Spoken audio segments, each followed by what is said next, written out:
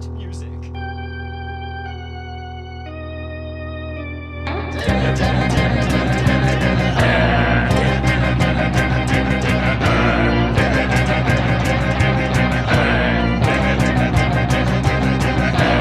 Party's not a party's a man who fights crime, and we're gonna watch him fight for a minute at a time with John and Niall and a guest who doesn't rhyme. It's Bat Minute!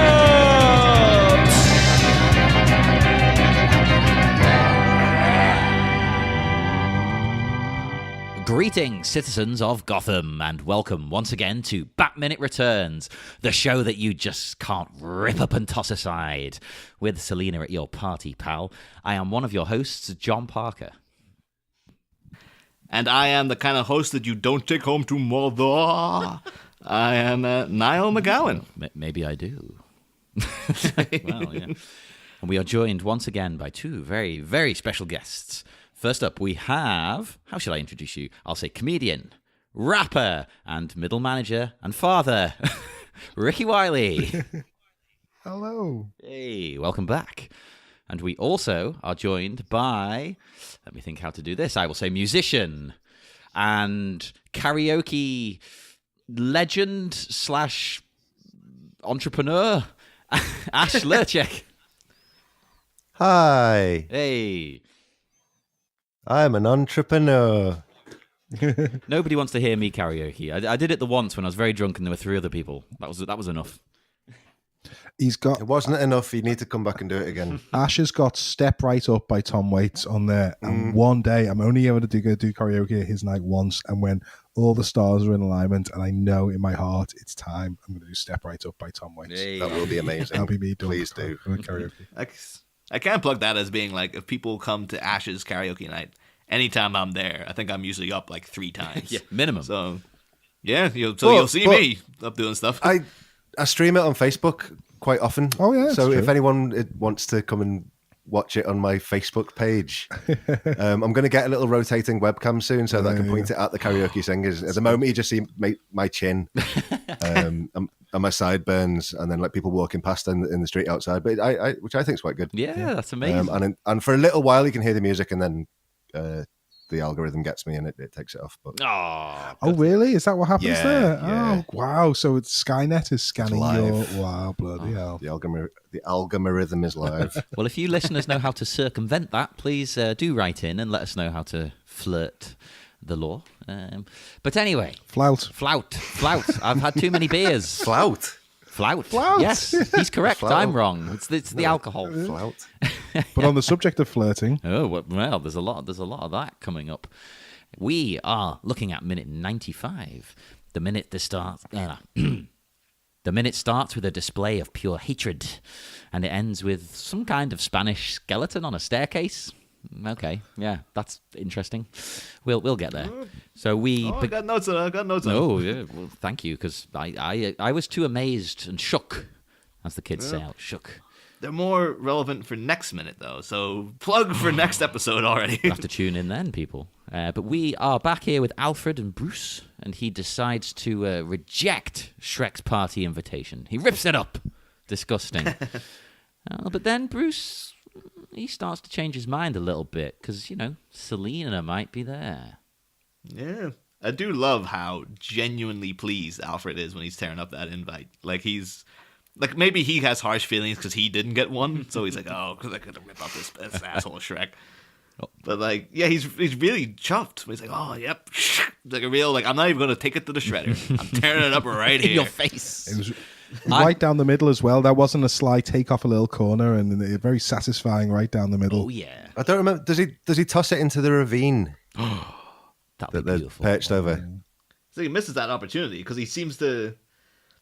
I think that's why he might be. Because then when Bruce says like, "Oh, Selena Kyle might be there," Alfred gives him this look of like Selena! He seems like his eyebrows grow 4 times bigger. He's that angry.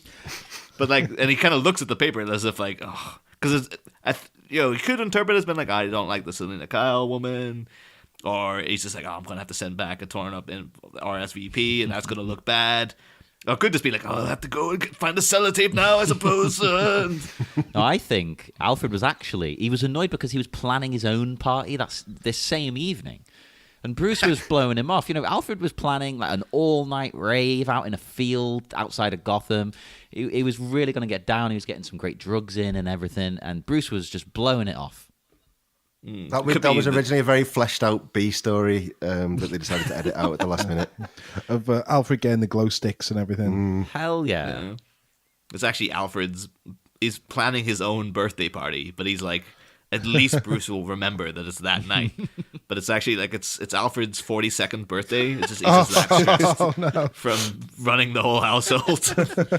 Oh, don't blame the guy. Jesus Christ. The amount of stuff Bruce makes him do, it would age anyone. We do have Alfred storms off. I was going to bring up a whole thing about the... Yes. But I was going to mention the fact that, we see Bruce Wayne is actually... The indication is that he himself maintains the Batmobile rather than somebody else. Rather than Alfred. He does everything rather than Alfred. Rather than Lucius Fox. There's a character who does maintain the Batmobile in the comics called Harold Alnett, but I'm going deeper into him in a later episode because it becomes more relevant down the line. Well, that's one problem I have. I mean, these are my favorite Batman movies, as I've said 1,000 times. But that's one problem I have with them is...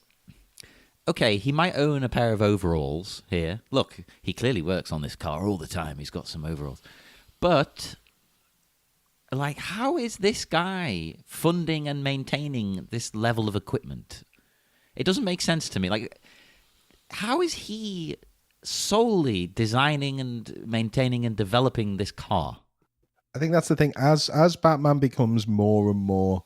As we become more familiar with technology, and then Batman has to get more and more technologically advanced to keep pace, he becomes more and more dependent on software and less dependent on hardware, and that's where the stretch in believability takes place, because everybody knows that every new piece of software is absolutely shit and has to be Can't argue with that. tested, and you got to work the bugs out. And the idea that the Batwing would be flying with software that hadn't been tested in the field before, he'd take out a city block.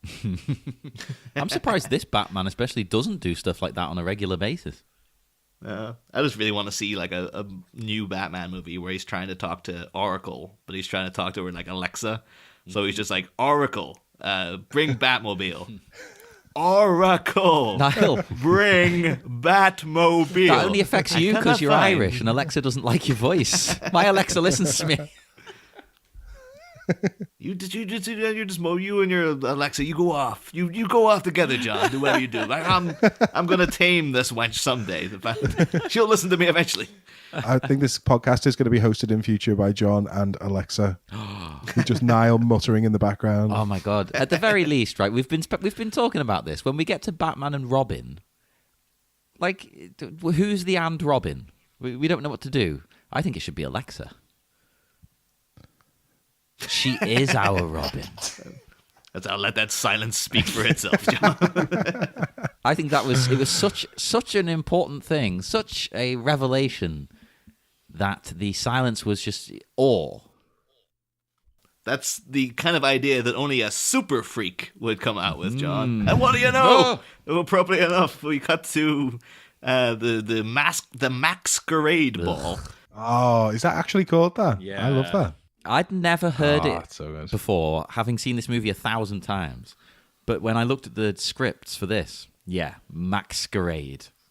Masquerade. I would have heard that and dismissed it as, the way some people in America say axe instead of ask. Yeah. It doesn't help too that it's delivered by Chris Walken, who just speaks weirdly anyway. So you're like, I don't know if he meant to say that, but that's what it sounds it's a like. Walkenism, But this is a really weird version of Super Freak. What the? Yeah. Why didn't they just get Super Freak?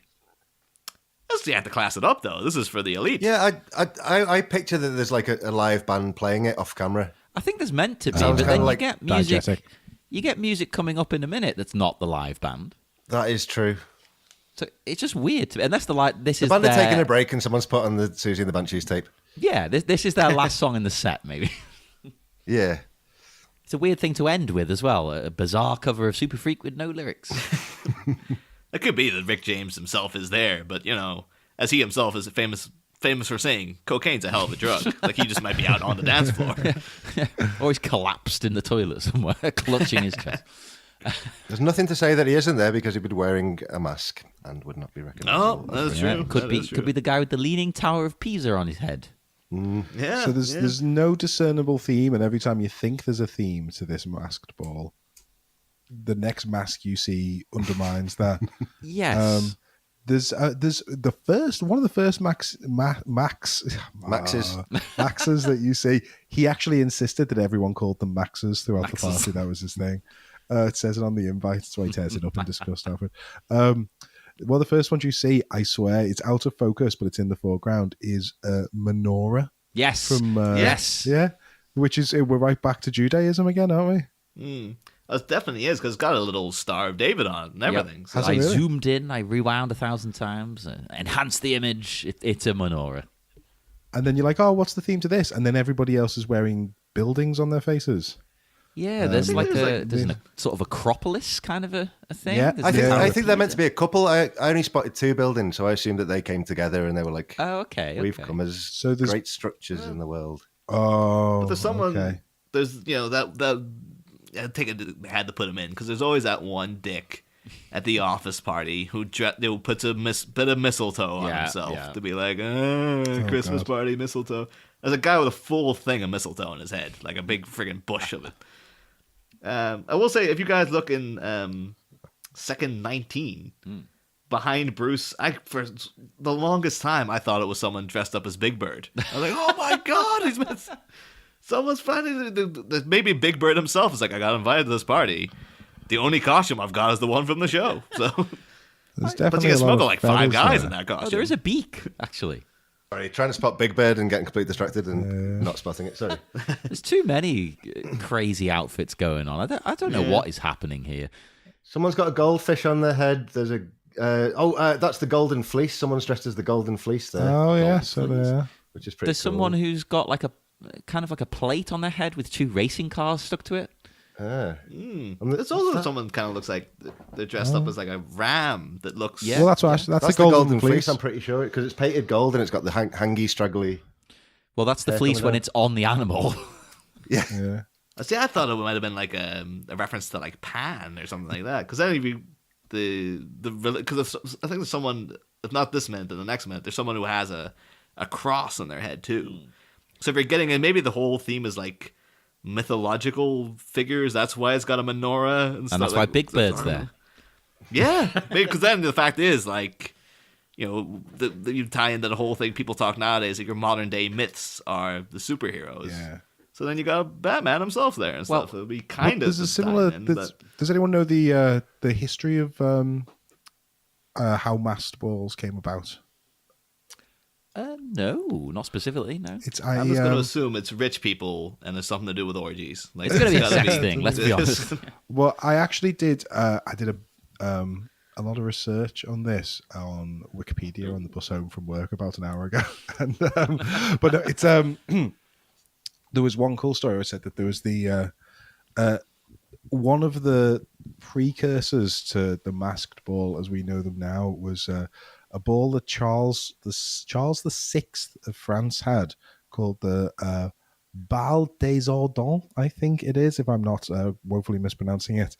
And that was the ball of the wild men. And everyone didn't dress up. The king and 3 of his mates dressed up. And they actually had a similar thing to that fleece, where what they did was they had a load of feathers and decorations that were stuck to them with pitch, with like tar. And they did a dance for the court. Everyone had already decided the king had gone mad by this point. They did a dance for the court, dressed up in this fancy plumage, but the king's brother was carrying a lit torch at the time and set fire to them by accident. And they 2 of them died, and the king and someone else survived. But yeah, they were dancing and lit on fire. But the wild men that they were supposedly dressing up as, it's said that it was almost like a link between it was a Christian time of medieval Europe, but it was also had these little remnants of paganism knocking about in some of it. And they said that this was one of the ways that it manifested itself. And then that these crazy courtly dancers with dressing up then caught fire and developed into the masked ball. But with much less flames. Fewer flames. Or less, because I don't think you have an individual. Are there units of are there flame quanta? I think it's fewer. Fewer sounds right to me. I'm not sure, actually. As someone who prides themselves on the use of the English language, I am actually stumped on this one. Yeah, everybody knows John talk good. You're also someone, John, who takes pride in dressing extravagantly as well, aren't you? Yeah, it's decadence. Do any of these costumes? Would you be seen in any of these costumes? Do you think you would have fitted in at this party? They're all a bit fancy, posh, kind of showing. Like they still look nice, but they've got something weird added to it. They're not really going all out. You're saying they to the wall. lack realness, these costumes, do you think? They lack realness. Yes, they don't have the full commitment. They'll be wearing a tuxedo, but they'll have something weird on their head. Yes. Like, no. Your whole body has to be the Leaning Tower of Pisa, and you must lean at all times. You've got to commit. Now that I would like to see. Maybe that's. To be fair though, as someone who has endured a lot of Halloweens in full, like putting on, like dressing up as robots and stuff. Oh, you were Awesome-o from South Park. Yeah, I can tell you. I'm at a point in my life now. I'm like, no, just something I can add on to what I'm wearing already, or at least a character who's already wearing like a suit or something. Because it's just after a while, it's just like, no, it's too much effort, man, just to move around in the night. The worst and best fancy dress costume I ever had was around the same era we were talking about last year, or 2002 or 2003. I didn't have a costume the day of the Halloween party, so I went to Greenbank Park and collected a load of leaves, freshly fallen leaves, got them all together, took them home, and got a pair of old joggy bottoms and some PVA glue and an old t-shirt, and I glued them, but I glued these leaves on with PVA glue, and I painted myself green, and I was the Jolly Green Giant. And it really worked. And all the leaves, I was careful about how I laid them out, and there was a pattern to it, and they all sat over each other. It was great. Until about 2 or 3 in the morning, when I was absolutely I'd been drinking. The party had started early, and by this point, all the leaves had fallen off the clothes. So all that was left was the dried PVA glue. And it looked like I'd been enjoying the party far too much, and there was nothing I could do about it because they were the only clothes I had. At least you had fun, you know. Yes, I think that's the opposite end of the fancy schmancy thing that you were just referring to. You do have a good history of Halloween outfits, I think, because I remember vividly, it was years ago now, one of the first times I met you, I think, you were a X-Wing pilot. Yeah, but for the chest piece sort of thing, I don't know what you want to call it. You'd sort of glued a VHS tape to the front. That was another one that was done on the way. Because it did look exactly the same. Yeah, it was a t-shirt where I'd rolled up the bottom of the t-shirt and rolled in the sleeves, so it looked like a vest bra thing. Orange jumpsuit, and then a VHS tape with black sellotape around my neck. Out I went to the party in the Gaumont Cinema, wasn't it? The abandoned Gaumont Cinema that some mates had gone into, and. Has Jimmy been on the show? Has Jimmy not been on the show? Jimmy played. No, you played, didn't you, Ash? With the Skeletons? Ash was the headliner. I thought SSS were the headliners. Don't take it personally. I don't remember. You know? No, Zombina and the Skeletons. We were all equal. Everyone was equal. That's all everyone did was went round and we all just said we were equal. And it wasn't SSS. Yes. It was Bendel Interlude with the singer from SSS. Oh, because Nat had gone away. Yeah. And then Jen took me upstairs for us to venture through the abandoned cinemas. It was upper beautiful. levels. So that cinema there is built in the one of the great waves of cinema building that popped up all throughout the UK, but also around this area. Smithdown Road had 2 cinemas on it. One was just a bit down the road from us by the Mystery Park, and one was at the top end. And it was a great wave of Art Deco design. And I think the room that these guys are in for the Masked Ball is a great example of that kind of old but futuristic Art Deco design from the 1930s. That's one of my favorite types of design. I absolutely love it. We were fortunate enough. I was fortunate enough to have a visit in my work from a professor of architecture from Cambridge University. Came to have a look at our work, and I was talking to her. I was trying to get all the information I could elsewhere, and she was saying that Liverpool had one of the most, well, it did have the most prestigious architecture school in the world, right from the end of the 1800s through to the 1930s.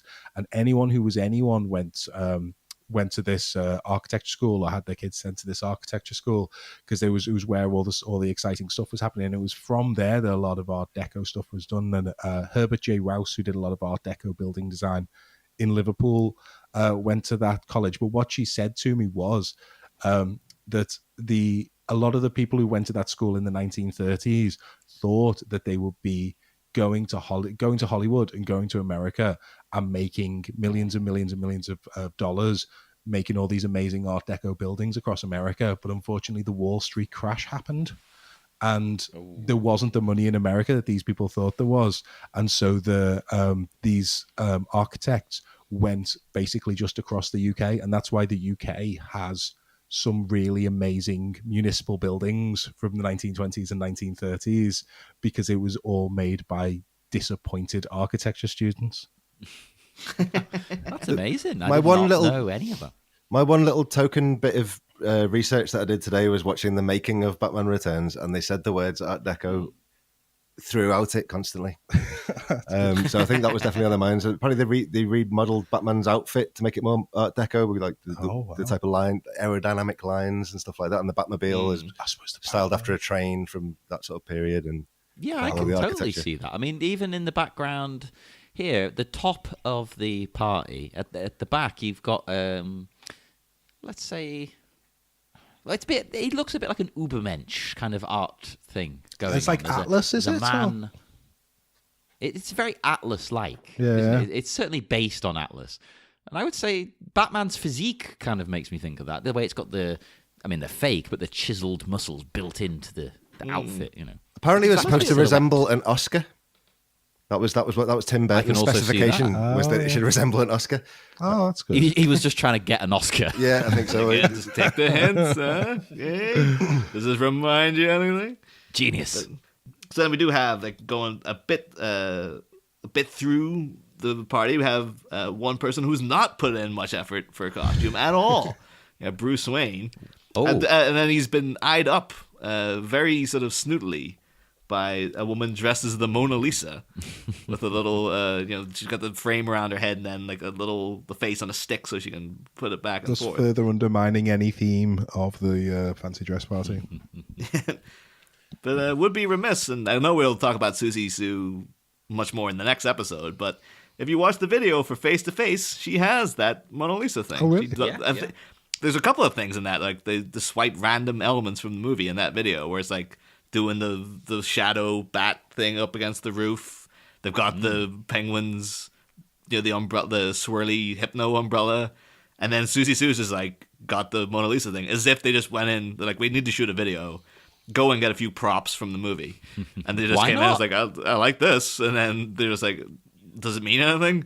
Hey, it does if you want it to mean something. Like that kind As of vibe does about it. all art. I'll have to have Could- a Yeah, look at that. yeah, pretty Could much. the use of Rick James be a jab at Prince? That's just occurred to me because Because he's like that really I believe light, that funky. I believe there was some rivalry there. Have you watched the Yeah. Have you watched the what's it Tales from the Tour Bus series? never It's heard of this. it's what's the guy that Beavis and Butthead and King of the Hill. Mike Judge. Oh. Yeah, it's Mike Judge. Mike Judge's thing, and he basically animated documentaries. And he's done one series on country music and one series on funk music. Amazing. And the funk series is brill, and there's definitely stuff in there about Prince and Oh my I god! will I need have to to watch have that. a Prince get making Rick James very uncomfortable. Not so much the other way around, but still. You might be onto something there. Mm.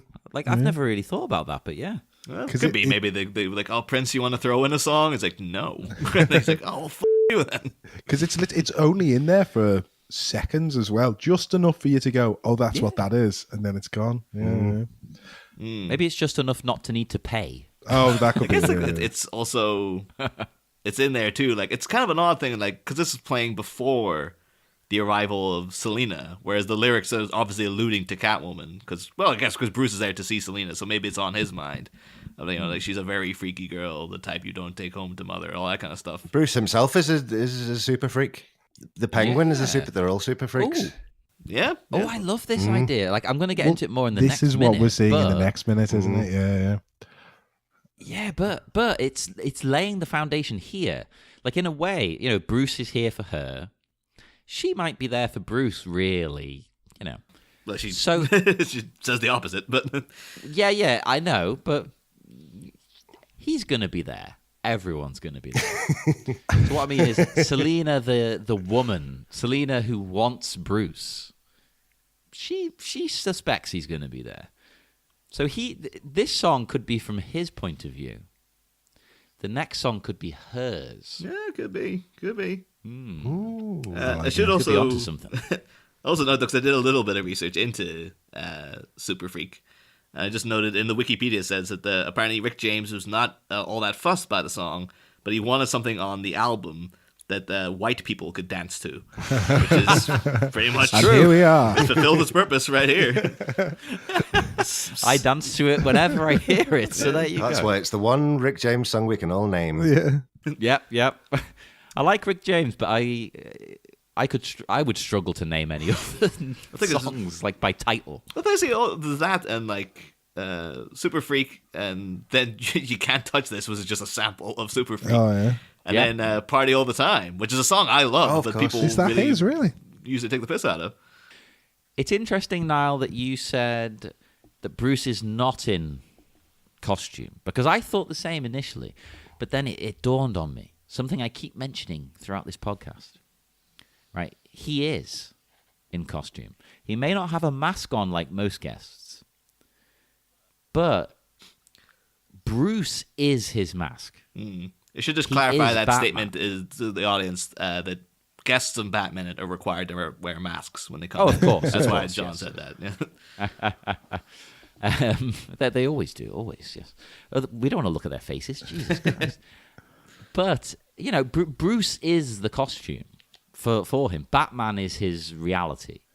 So in a way, to him, he is in costume. This is him putting on an act. Now, it's not really fitting in with everyone else, but, he's doing what he can. It's the next minute. It's all about the next minute. I think for that, that's when it's all laid on really thick about the identities and alternate identities. Yes. Does anyone know the American talk show host reference that Walken is making? I've seen it in the Simpsons as well, but I've never known what it is, where he has the big Middle Eastern hat turban type thing, and he does psychic readings with an envelope. Yeah, this is Karnak. This is the thing with I think it was Johnny Carson would hold an envelope up to his head and then read out a bunch of answers, and then he'd open the envelope and it would reveal the question, which would be like it was a spin on it, so it was a joke. But yeah, he does do that when he approaches him. He has like, oh, let me guess, trust fund, goody goody. And he lifts his hand to his head in a similar style that Carson would do with Karnak.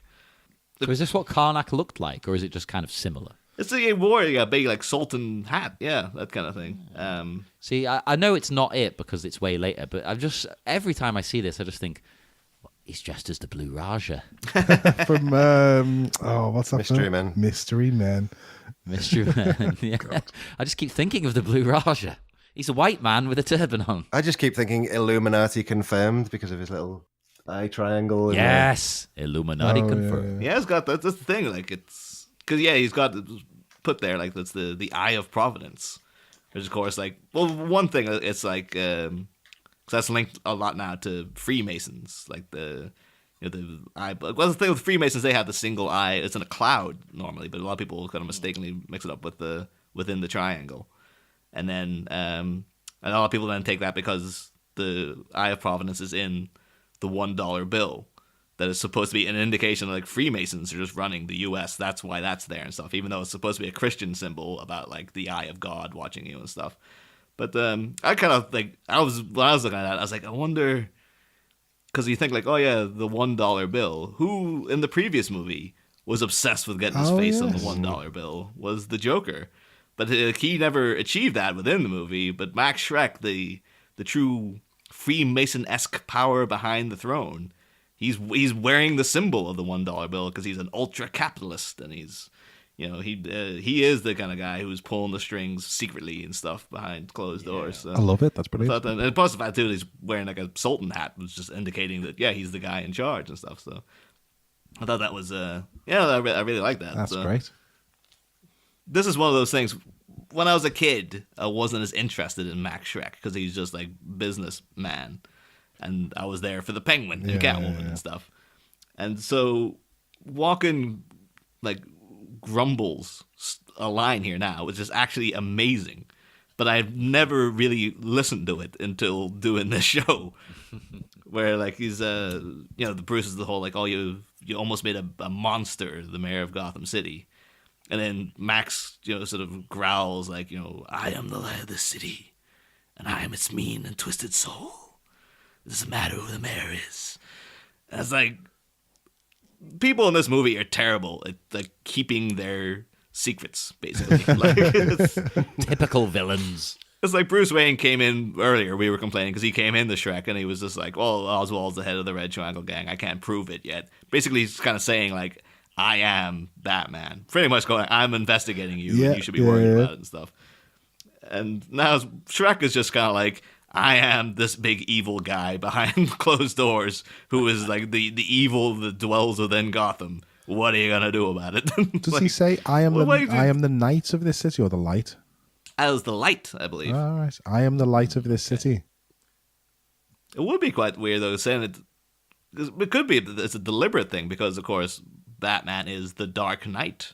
So, of course, he's the Dark Knight, and Max Schreck is the light of the city. And doesn't it awfully foreshadow his death there a bit, being the light of the city? Oh, and he's glowing. Hey. He's all lit up like a Christmas tree.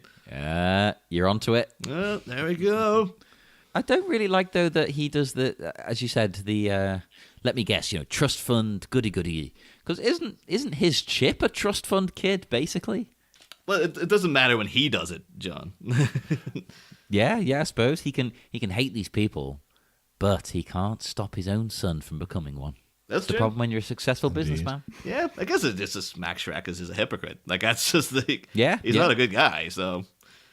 I'm kind of curious, though. There's a costume behind him that's like, someone's got like it looks like a hand that's covered in jewelry. It looks, or maybe it's like supposed to be like a king or a pope sitting on a chair. Directly behind Max Schreck is like, there's a bejeweled hand. Yes. Yeah, Coming hanging down. off a There hat. is. Yeah. In like a clamshell? But then it could also be it's surrounded by red robes. Maybe there's a full like mannequin on his head, and we're just seeing the That hand would be element. amazing. I can't see anything else on his head. I think everything else is That on his makes head. no sense to me. Every single object is on his head. Yeah. I was surprised though in looking into like, I was just googling like, oh, Masquerade Ball, Batman Returns costumes, because you think someone out there, the amount of work that went into this, someone's bound to have taken photographs of every one of them and put them somewhere, but I couldn't find them. I thought it was weird that no one would have taken the effort to do that. With Star Wars, there's like behind the scenes photos, new behind the scenes photos just discovered, coming out seemingly every year.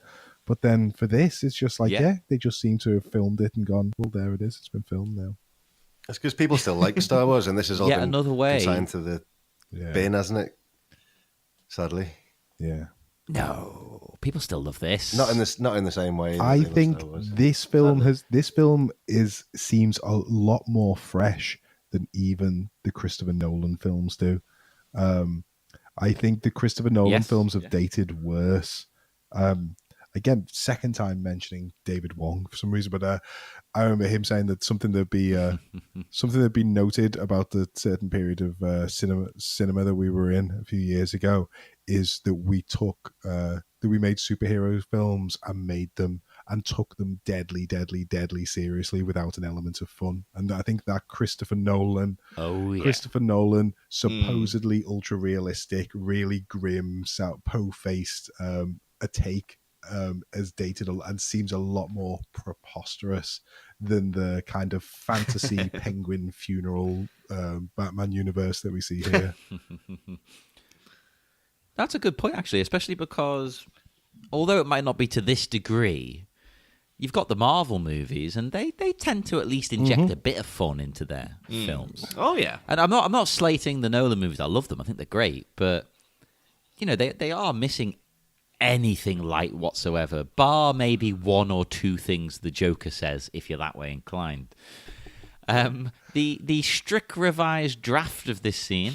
I always mention this draft.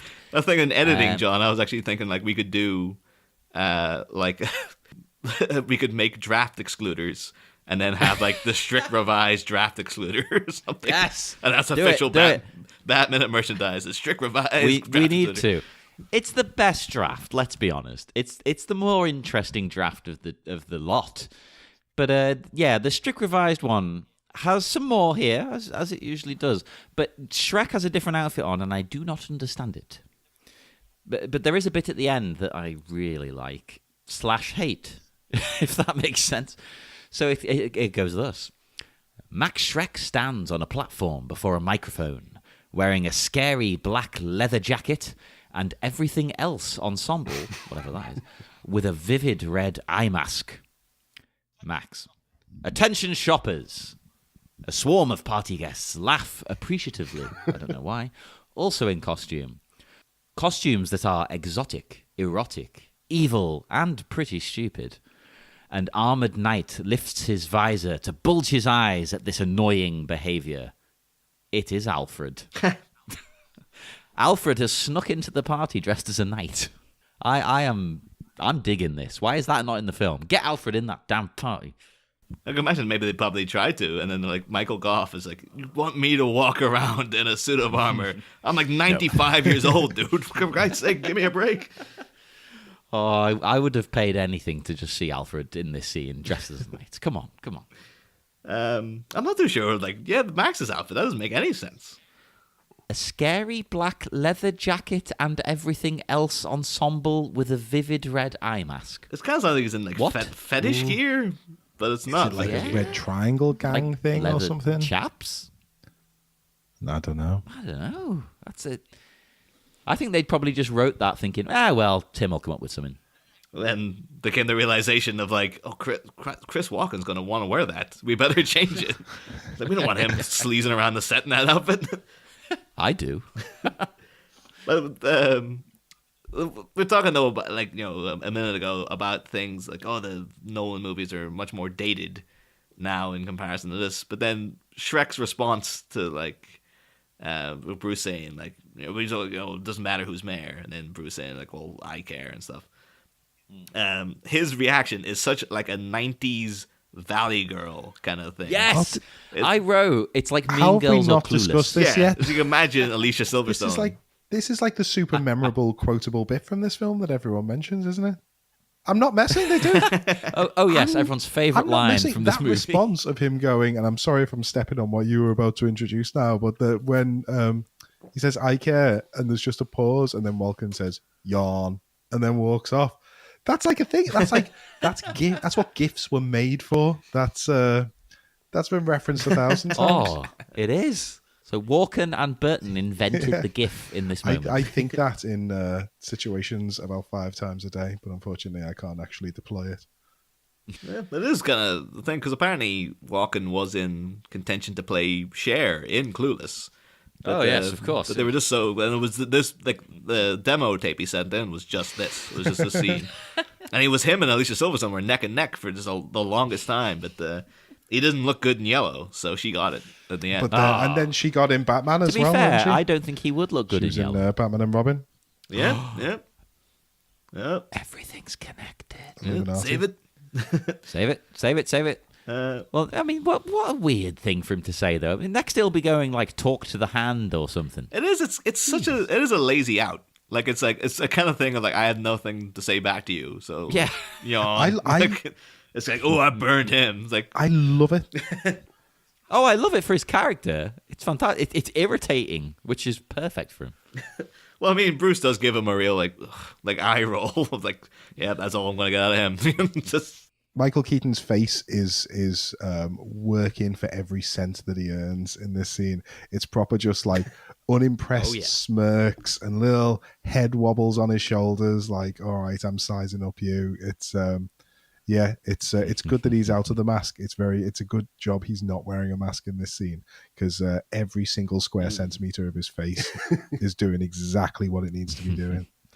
I will say, though, before we leave this, as Super Freak ends, we would be remiss if we didn't say it. We'd probably get messages that Super Freak also plays in Suicide Squad. So that's a little bit of trivia there. It's like, we did mention it, so no one be like, oh, you guys forgot to mention. Wow. I did. I noted it down, and there it is. So I'd rather forget that movie entirely. Yep. Can we just move on from that film and never ever mention it as a culture? Do you want to guess which character that the song was playing as she was introduced? Do I have to? You may be pleasantly surprised. Harley Quinn? No, it was it was Harley Quinn. Yeah. We will depart. We will head into the dark, dark night once more. But our lovely, wonderful, amazing guests, would you like to tell our listeners where they can find you and your work? You can promote your music and whatnot. You've both been involved in amazing music. I haven't done anything for years and years, mate. I've got 2 kids. I've not done anything. O'Shea recorded some raps with me about 7 years ago, and he's only just putting them out now. But I've had to ask him to not put them out because they're really bad. I heard them. They sound great. I've got nothing. No, I don't. I think you're over worrying. I think they're fine. Yes. If I quoted any of the lyrics that I say in that rap on this podcast, you would have to edit them out. Like just for moral reasons, you couldn't let them go out. 7 years is a long time now. It is. Well, and that's the perfect way of selling it to people. Come on, you can't even hear it on this show. Too hot for television. Yeah.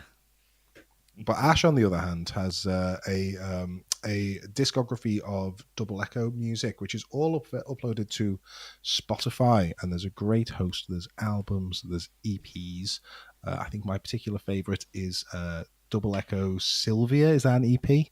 That is a track on an EP. Ah, right. It's on the Life Inside EP. That's my favourite track too. That's probably my favourite one.